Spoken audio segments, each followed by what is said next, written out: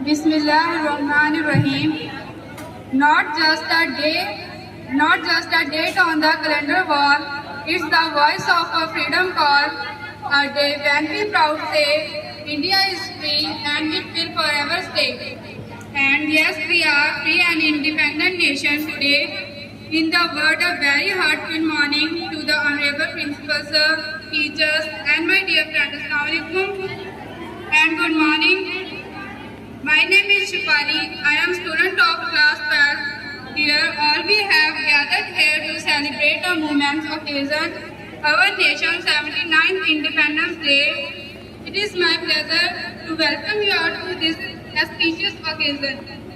न पूछे ज़माने से कि क्या हमारी कहानी है, न पूछे ज़माने से कि क्या हमारी कहानी है, हमारी पहचान तो यही है कि हम हिंदुस्तानी हैं. With this line, let's take a moment to think of those sacrifices and what they had to enjoy. Let us appreciate everything we have and celebrate our freedom. Let's start today's program. Now I call Yasmin to give a speech on Independence Day.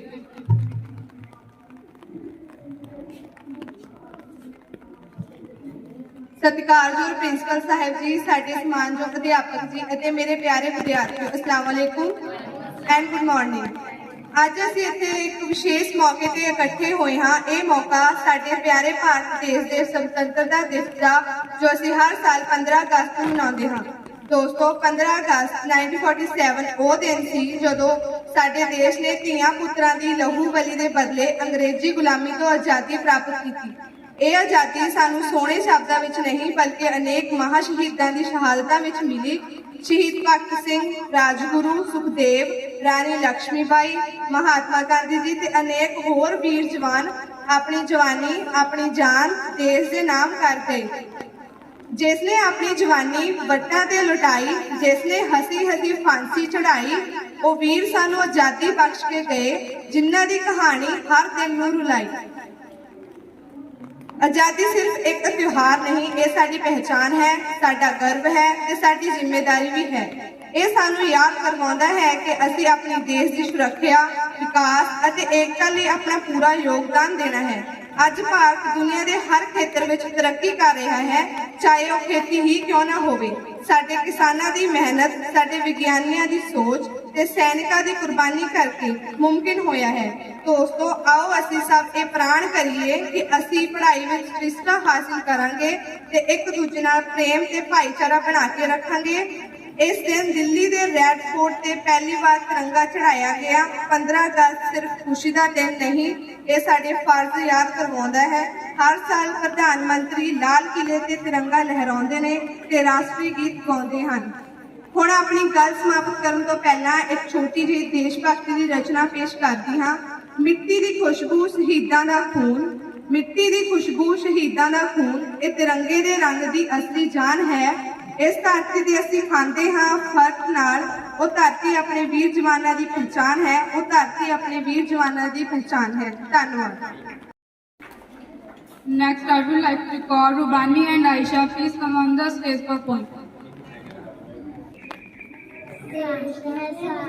Hindustan पूरी दुनिया की है शान, साडा देश है जग तो न्यारा, एदा सानू सानू प्यारा, एदे हरे भरे ने खेत, सोना उगले एदी रेत, गंगा जमुना सतलुज प्यारा, धरती निर्मल जल की तार, उत्तर बंदे खड़ा हिमालय, आसमानां छूण वाला, गोदी एदे मिठे में सपनों दे में, इस दे बचपन कच्चे दाकार दां कदे ना जे लोड़ पवे ता जान मन भारत मां के सदके चलो।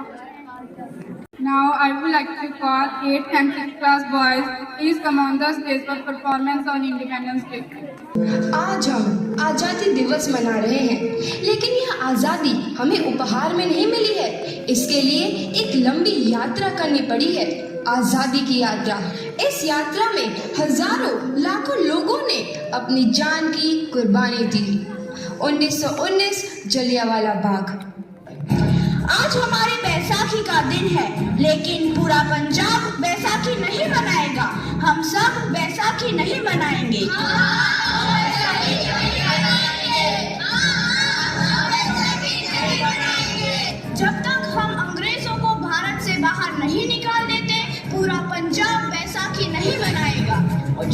तो तुम सब हमारा विरोध करता है। भाग जाओ यहाँ से, इसका अंजाम बहुत ही बुरा होगा। हम नहीं जाएंगे, तुम लोग जाओगे। हमें नहीं, तुमको भारत से भागना होगा। Soldiers fire!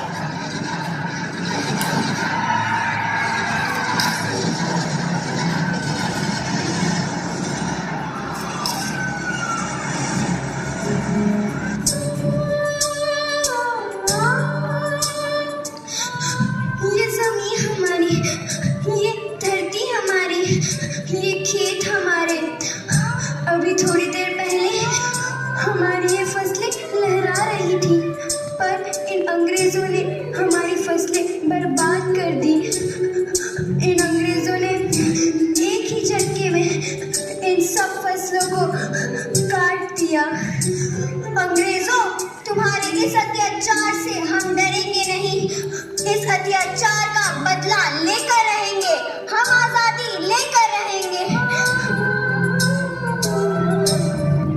जलियांवाला बाग हर हिंदुस्तानी की आंख नम कर गया।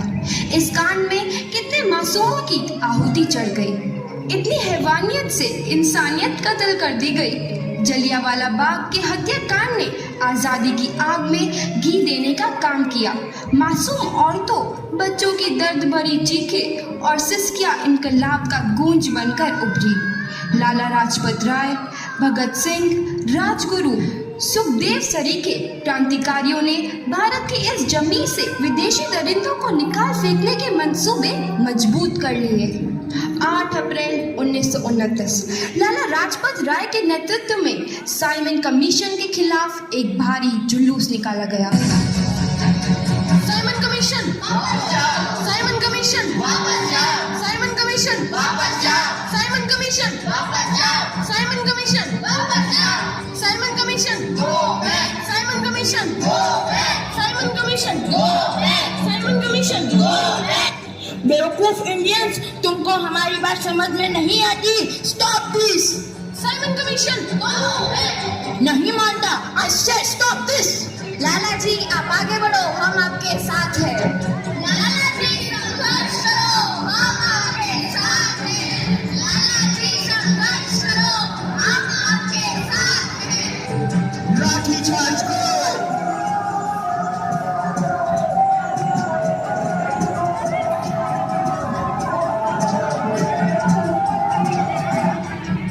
लाला जी को तो बहुत गहरी चोट लगी है, उनका सर फट गया है। मेरे शरीर में लगी एक एक लाठी अंग्रेजी सरकार के कफन में कील का काम करेगी। ये आजादी की लड़ाई रुकनी नहीं चाहिए। ये जिम्मेदारी मैं तुम सबको सौंप कर जा रहा हूँ। लाला लाजपत राय की दर्दनाक मौत के बाद भगत सिंह, सुखदेव, राजगुरु वतन के इन मतवालों के खून में ऐसा उबाल आया जिसका सामना करना अंग्रेजी सरकार के लिए मुश्किल हो गया। स्कॉट और सैंडर्स को मारने की रूपरेखा रची गई।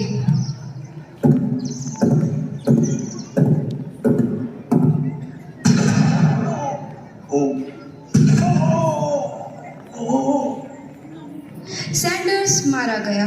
चारों तरफ तहलका मचा था। दीवारों पर लिखा था, लाला जी की मौत का बदला ले लिया गया है। भगत सिंह समेत सभी वहां से फरार हो गए। 8 अप्रैल 1929 दिल्ली में ब्रिटिश सरकार की सेंट्रल लेजिस्लेटिव असेंबली की बैठक में 2 बम धमाके की आवाज सुनाई दी।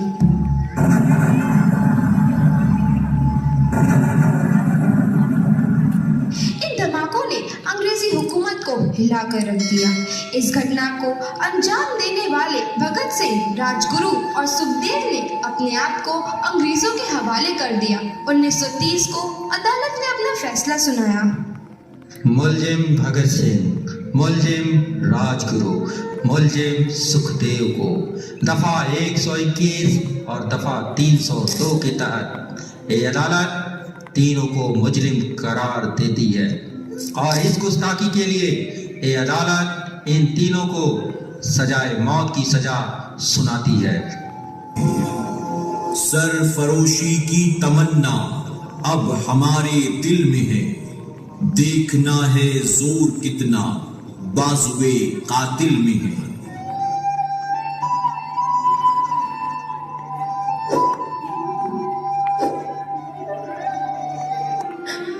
पुत्र की हाल है तेरा। मैं चंगा हूँ माँ, फिक्र करने की कोई गल नहीं। पुत्र मेरा दिल तेरी तरह पत्थर दिल नहीं होगा। तेरी ये गला सुन के मेरा कलेजा फटे जा रहा है। माँ मेरा दिल कोई पत्थर जैसा नहीं है, एक वतन परस्त का दिल है जो मेरे देश प्रेम के जज्बे को ताकत देता है। बेटा मेरा लाल। माँ आज मेरी तपस्या पूरी होने जा रही है। जे तू रोई तो मैंने तकलीफ होई। सोच तेरा पुत्र आज शादी करने वास्ते जा रहा है। फर्क केवल इतना है वो घोड़ी पर नहीं फांसी पर चढ़ने वास्ते जा रहा है।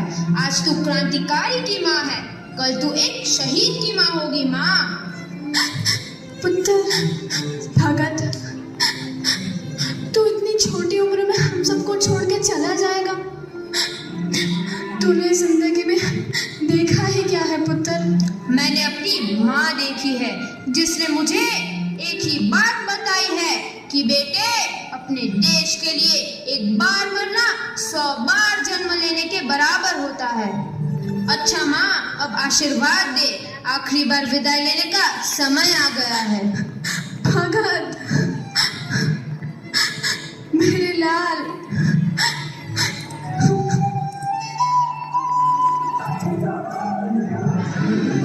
भगत सिंह तुम्हारी कोई आखिरी ख्वाहिश? हमारे हाथ खोल दिए जाए। हम तीनों दोस्त एक दूसरे से गले मिलना चाहते हैं, उनके हाथ खोल दिए जाए।